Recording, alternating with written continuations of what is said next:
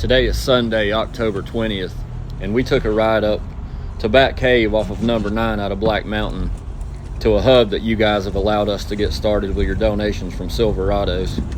When you arrive, it kind of looks like the end of the world or the Wild West. But this new hub that you've allowed us to get started is going to feed a lot of people hot meals and supplies in a really devastated part of western North Carolina. Billy and I decided to take a rugged 6-mile round trip hike on what used to be a road. When you're out here in this terrain, it's so jagged and so rough, and it's hard to navigate. But there's not many people that I'd rather be guiding me around in this than Billy. He's a Purple Heart Marine.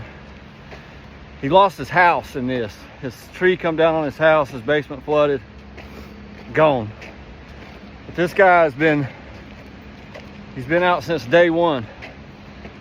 He was working on a search and rescue team with Savage Freedoms, seeing stuff that he'll tell you he didn't even see in Iraq. Just the trauma that people have endured right here on their home turf. I've never experienced anything like it, and I wasn't prepared for it. But we got good guides to lead us along in this journey. So we're walking on what used to be the road from Bat Cave to Chimney Rock. It's about a 3-mile stretch, and it's just wasteland. Come here all your life as a kid, and you ride this road, and right now you don't even know where you're at. You look at the velocity of this water and the rage and the power that it took to cause all this destruction, and you can't really fathom it.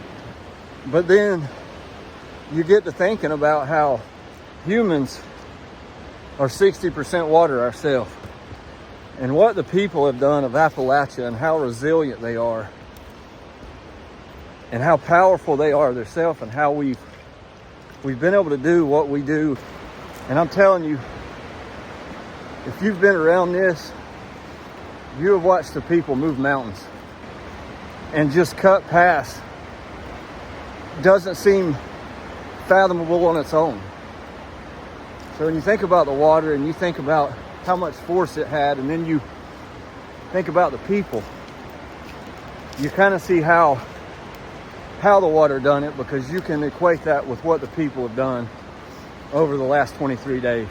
The response that's came to the Appalachian Mountains, and from the people that have shown up and did their part, from locals to people out of state, it needs to be studied. It needs to be studied for a long, long time, so people can understand just what has happened and how powerful it's been. And we've done it mostly on our own. And I don't care what anybody says. You can see what you want to see on the news.